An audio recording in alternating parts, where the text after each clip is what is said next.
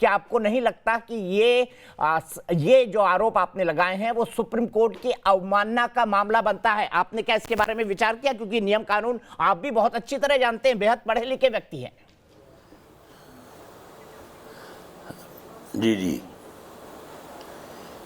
नहीं, मैंने ऐसी तो कोई बात नहीं की जो गलत हो।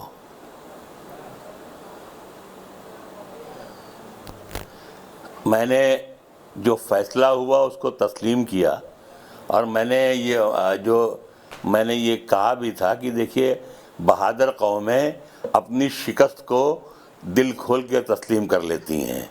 जब अव्वल तो आज था कि फैसले अदालतों में होते नहीं हैं, अदालत में जाने की ज़रूरत ही नहीं थी, लेकिन जब आप अदालत में गए और फैसला हुआ तो उसे सबको तस्लीम कर लेना चाहिए।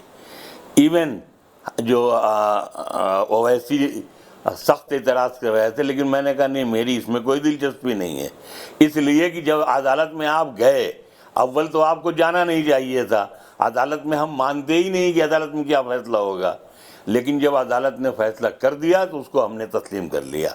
जहाँ तक दूसरी बात है कि जो ये कहा जाता है कि जो ये जजेस होते हैं, ये जो पंच परमेश्वर होते हैं, इनको अपनी सादा करनी चाहिए जैसे हिंदू विधवा औरत।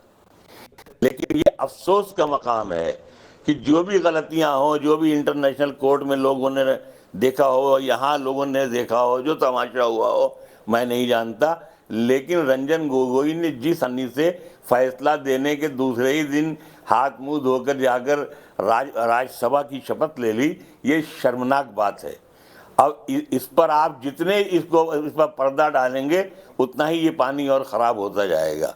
ये सबसे ज़्यादा कमज़ोर पहलू है कि एक जज, यानी वो जस्टिस ऑफ इंडिया, जिसे अरबी में काज़ीउल क़ुज़्ज़ात कहते हैं, जिसने बड़े बड़े बादशाहों को हलफ दिलाया हो, जो प्रधानमंत्री को हलफ दिलाता हो, जो प्रेसिडेंट ऑफ इंडिया को हलफ दिलाता हो, वो एक मामूली सी सीट पर जाकर के अपने आप को बेच दे, ये शर्म की बात है।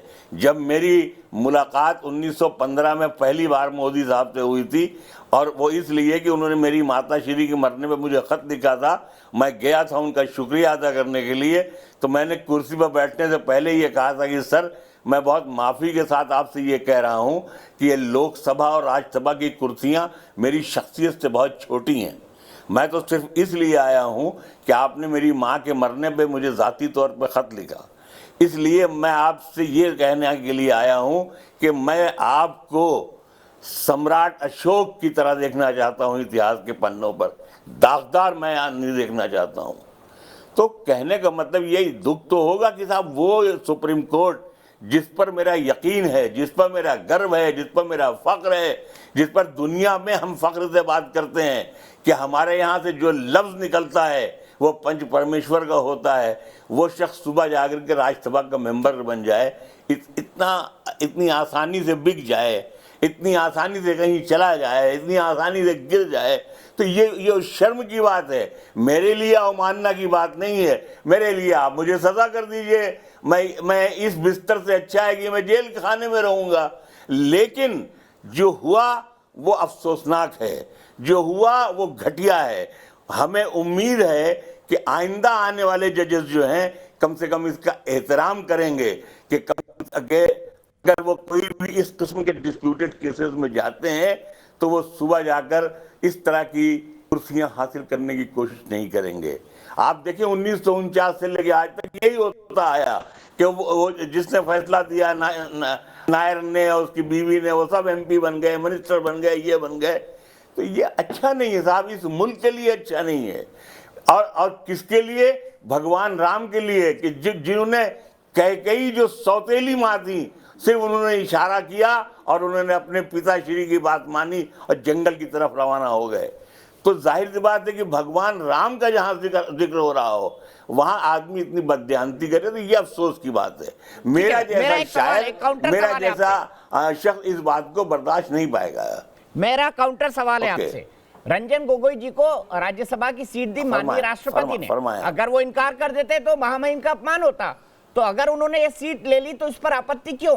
और उनको शक की नजर से देखना, देश की न्यायपालिका को शक की देखिए, नजर से देखना नहीं है। आप तमाम लोग कहते थे कि सुप्रीम कोर्ट का जो फैसला आएगा हम मानेंगे, हम अक्षर से स्वीकार करेंगे, तो अब असहमति मेरे क्यों? भाई देखिए प्रेसिडेंट ऑफ इंडिया हो या रंजन गोगोई हो, ये तो कहीं बदी थी ना, एक मुहावरा है कहीं बदी। वरना जाहिर सी बात है कि कोई इनकार करे, कोई हमें पेश करे, हम इनकार कर देंगे। और जो बड़े बड़े जो लोग राजे हैं, महाराजे जो गुजरे हैं, जो ठोकर मारकर भगवान राम चले गए थे भरत को बिठा करके, वो भी तो वही था ना कि उन्होंने इनकार कर दिया कि हम नहीं बैठेंगे। तो ये कोई जवाब नहीं है, ये आर्गूमेंट नहीं है कि साहब प्रेसिडेंट ने दे दिया, ये कोई मतलब ही नहीं। इसका मतलब प्रेसिडेंट ऐसे इनाम बांट रहे हैं कि तुम फैसले जो करोगे उसके हक में तुम्हें हम इनाम देंगे।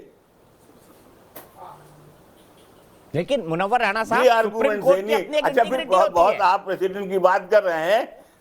सुप्रीम कोर्ट की अपनी एक इंटीग्रिटी होती है। आप तमाम लोग कहते थे कि सुप्रीम कोर्ट का जो फैसला आएगा उसको मन से स्वीकारेंगे, तो अब उस पर शंका की नजर क्यों उठाई जा रही है? उसको शक की नजर से क्यों देखा जा रहा है? क्योंकि ये तो आप लोगों का वादा था ना, all India Muslim personal law board ने कहा था, बाबरी मस्जिद एक्शन कमेटी ने कहा था कि नहीं, मेरे भाई मैंने तो एक बार भी नहीं कहा, नहीं मैंने मेरे भाई एक बार भी नहीं कहा कि उस फैसले से इनकार किया जा सकता है। उस फैसले से तो इनकार नहीं किया गया, लेकिन उस फैसले के बाद का जो ये काम है ये अफसोसनाक है। ये किसी भी केस को शक में मुब्तला करता है। केस अच्छा हो खराब हो, और जज ने फैसला गलत किया हो सही किया हो, पंच परमेश्वर होता है, वो दुनिया का हर बहादुर शख्स मान लेता है।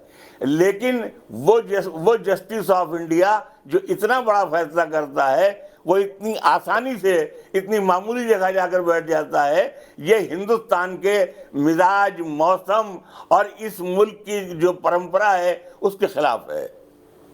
आप लाख आर्गूमेंट देते रहें, लाख आप करते रहें, लेकिन ये आपसे कई लोग सोशल मीडिया पर मांग कर रहे हैं कि मुनव्वर राणा साहब को इस बयान के लिए माफी मांगना चाहिए। आप मेरे सबसे अजीम शायरों में से एक है, मैं आपके तर्क का सम्मान करता हूं, लेकिन मैं आपसे जानना चाहूंगा, क्या मुनव्वर राणा इस बात के लिए माफी मांगेंगे? जी, माफी तब मांगी जाती है जब कोई गलती होती है, और जहां सच बोला जाता है अगर वहां माफी मांगी जाती है तो इसका मतलब है कि हम भी बिक गए या डर गए या थक गए या हार गए। हम आज तक न बिके हैं, न थके हैं, न हारे हैं।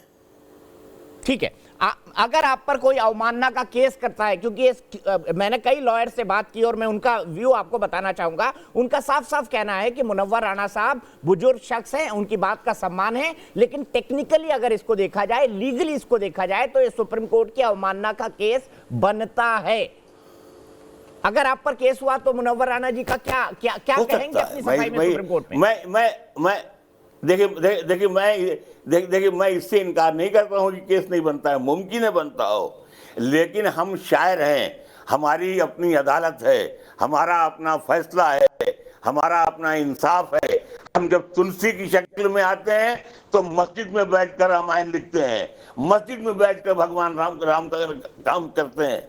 तो हमारी अपनी एक अदालत होती है, हमारा अपना एक फैसला होता है, हमारी अपनी एक सोच होती है। हम दुनिया की हर अदालत की इज्जत करते हैं, लेकिन हम अपने फैसले में किसी अदालत को दखल देने की इजाजत नहीं देते हैं।